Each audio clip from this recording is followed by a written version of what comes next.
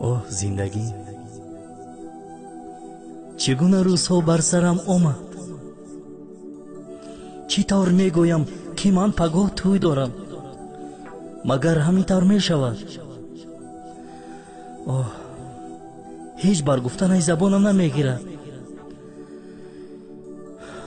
خیر می بینیم چی می شود.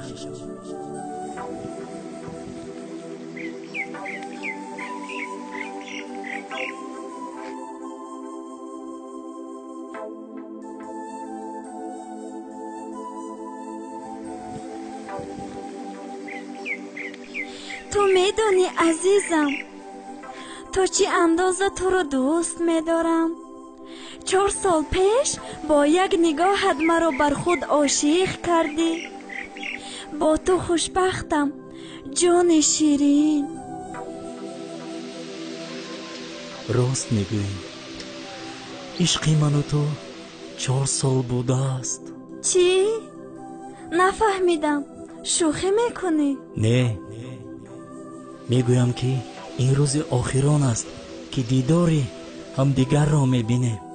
چرا میگویم بر تو؟ مگر همین است مردی تو؟ سالها تو را دوست داشتم. آرزو میکردم که با تو هم نفس باشم. لیک چه علاج، دیگر چاره ندارم. عزیزم مرا ببخش، من پگاه توی دارم. چرا؟ برای چی؟ من چی گناه کردم؟ چرا؟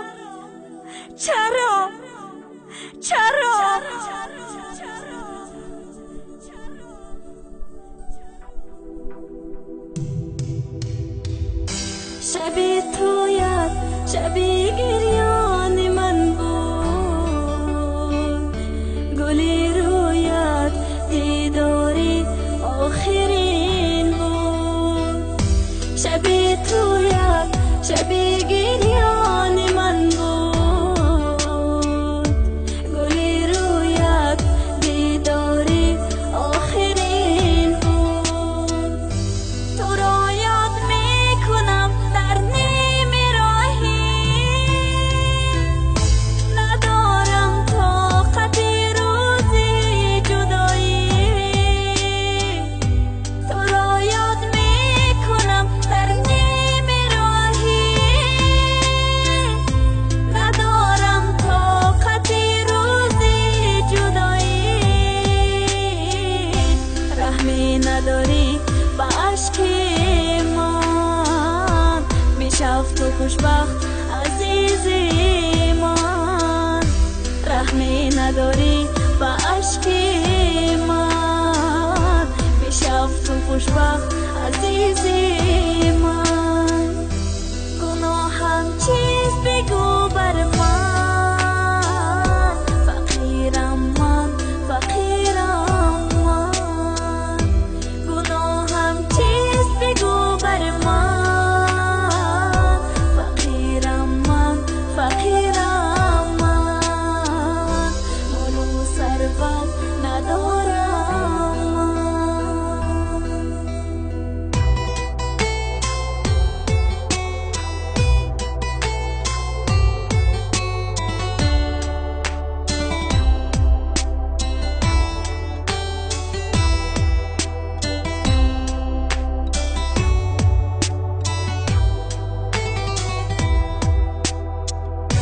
سوالهای داده بودی